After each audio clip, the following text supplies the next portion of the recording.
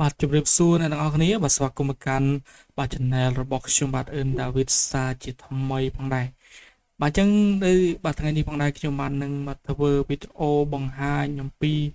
បាទរបៀបបង្កើតជាមួយនឹង local profile បាទតើ local profile ហ្នឹងបែបណាបាទអញ្ចឹងយើងមានតែតាមដានវីដេអូមួយនេះតាំងពីដើមដល់ចប់ជាមួយនឹងខ្ញុំបាទទាំងអស់គ្នាអញ្ចឹង local profile ហ្នឹងគឺជា local ជា storage មួយសម្រាប់user មួយដែលគាត់បង្កើតទៅបាទរៀងរាល់ពេលដែលគាត់ log បាទ in ចូលហើយគឺបាទ local profile របស់យើងនឹងបង្កើតបាទជូនបាទ user នឹងគឺបាទ automatic តែម្ដងបាទអញ្ចឹងបើយើងបាទស្ដាប់តែអញ្ចឹងទៅយើងអត់សូវយល់ទេเนาะបាទយើងបាទកុំឲ្យកាពេលវេលាយូរយើងចូលទៅកាន់វីដេអូរបស់យើងតែម្ដងបាទអញ្ចឹងខ្ញុំដំបូងខ្ញុំបើកជាមួយនឹង File Explorer បាទនៅក្នុង Windows Server 2022របស់យើងបាទចង់កៀងណាបាទយើងនៅក្នុង Drive C បាទខ្ញុំសុំ mouse ស្ដាំមួយខ្ញុំបង្កើត folder មួយខ្ញុំដាក់ឈ្មោះថា user testing អូខេខ្ញុំដាក់ user testing បន្តមកទៀតបាទ MMC បាទ MMC បើបងប្អូនយើងឆ្ងល់ឬមួយក៏អ្នកនរគ្នាឆ្ងល់កន្លែងណាអីអាចទៅមើលវីដេអូមុនបានបាទចឹងខ្ញុំបើក MMC របស់យើងមកហើយយើងចូលមកកាន់ជាមួយនឹង domain ចឹងខ្ញុំមកស្ដាប់ទៅលើ folder មួយឈ្មោះថា user បន្ទាប់ទៀតខ្ញុំយកពាក្យ new ដើម្បីអីគឺខ្ញុំបង្កើតជាមួយនឹង user ថ្មីតែម្ដងបាទអញ្ចឹងខ្ញុំមកទីហោថាខ្ញុំដាក់ជាមួយនឹងឈ្មោះuser បាទ testing មកបាទយើងចេះតែដាក់ទៅហើយកន្លែងនេះខ្ញុំដាក់ gmail បាទ u.testing អូខេបន្តមកយើងចុច next បាទកន្លែងនេះខ្ញុំសូមអត់ដូរ password ទេបាទខ្ញុំបាក់ខ្ជិលឆេងណាបាទយើងវាយ password មកបាទពីpassword ទាំងពីរនេះគឺត្រូវបាទដូចគ្នាណាបាទខុសគ្នាគឺអត់ឲ្យទេបាទអញ្ចឹង password របស់យើងរួចរាល់យើងចុច next មក finish បើអញ្ចឹងយើងចូលមកកាន់ folder user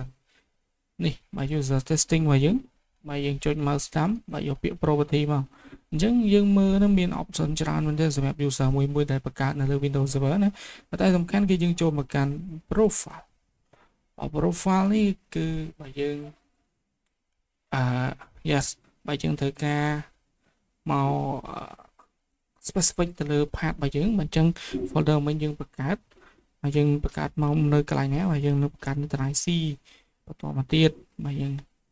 ដាក់មកuser បាទ testing ណាបាទ user testing អូខេប៉ុណ្ណាបើយើងចុចពាក្យថាsorry មក user testing ហើយយើងដាក់ភាគរយមកបើយើងដាក់ថា user name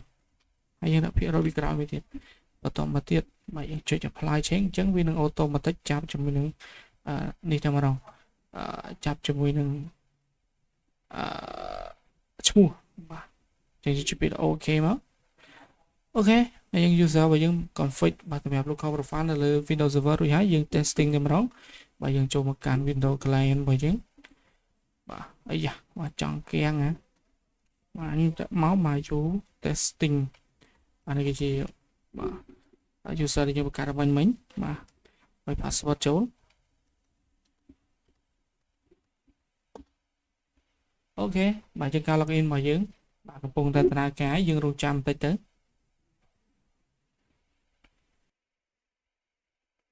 បាទអូខេឥឡូវបាទយើងបាទ log ចូលមកបានសម្រាប់ហើយបាទអញ្ចឹងអីយ៉ាដូចអត់ទាន់ដំណើរការស្រួលបាទកៀងឡើយទេហើយយើងបើកជាមួយនឹង File Explorer របស់យើងមកបាទយើងចូលមកកាន់ Drive C របស់យើងបាទអញ្ចឹងមានមួយ local របស់ user បាទនេះគឺ automatic តែម្ដងបាទនេះគឺជា local របស់យើងបាទដែលយើងបង្កើតមិញបាទគឺ user testing អញ្ចឹងនេះគឺបាទជាឈ្មោះបាទនៅក្នុងហ្នឹងក៏អត់មានអីទេគ្រាន់តែវាយកកើតជា local profile របស់យើងបាទអញ្ចឹងគឺសម្រាប់វីដេអូនិងការ configuration បាទ local profile របស់យើងគឺមានត្រឹមតែប៉ុណ្្នឹងទេអរគុណច្រើនមែនទែនអ្នកនរគ្នាបាទសម្រាប់ការតាមដាន